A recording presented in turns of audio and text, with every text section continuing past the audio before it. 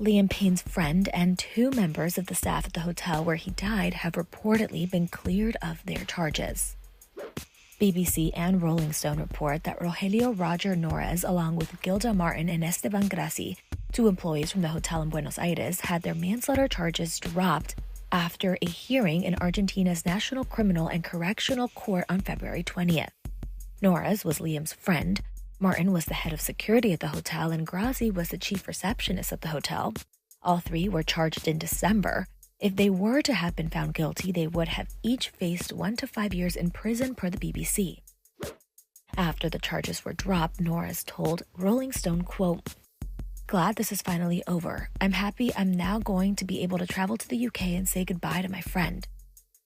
His lawyer, Rafael Cueño Libarona, also told Rolling Stone, quote, "We have always maintained that Rogelio Norris was not responsible for Liam Payne's death. He was only his friend and had no duty or legal obligation to ensure his safety." However, according to the BBC, Ezequiel, Pereya, and Braian Paiz, who have been accused of selling Payne the drugs, are still in prison while they await their trial. If they're convicted, they could face between 4 to 14 years behind bars. Payne died on October 16th after falling from a hotel's 3rd-floor balcony in Buenos Aires.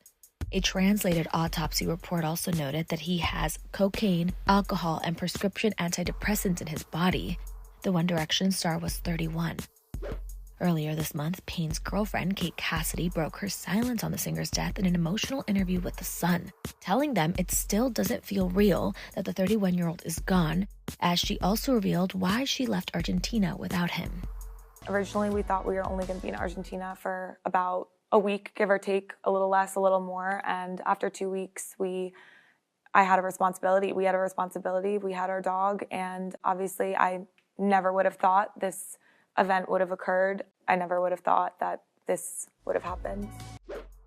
Kate also shared how she found out Liam had passed. I was alone, and I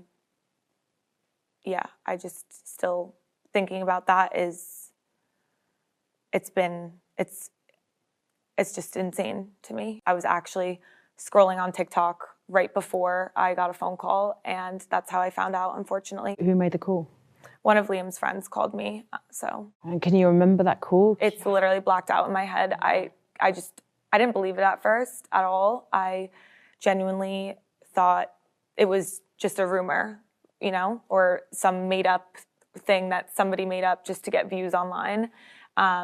And instantly, I just had a bad feeling in my gut. I was like, why would somebody make this up? I just completely blacked out. I felt just numb. When I officially found the news to be true, it just, once again, I just fully was numb. I just didn't believe it. Did you do anything like ring him or text him or try and... I did. I tried to call him. I called pretty much everybody. I just, and when you're in that mindset, you just call, it's just insane. Just, my mind was, I just remember pacing around the house. I wasn't able to sleep at all the first night. And in a way, I was almost in a way happy that I didn't sleep, because I was terrified that of any dreams I would have. It would be almost like a nightmare, but turned into a reality.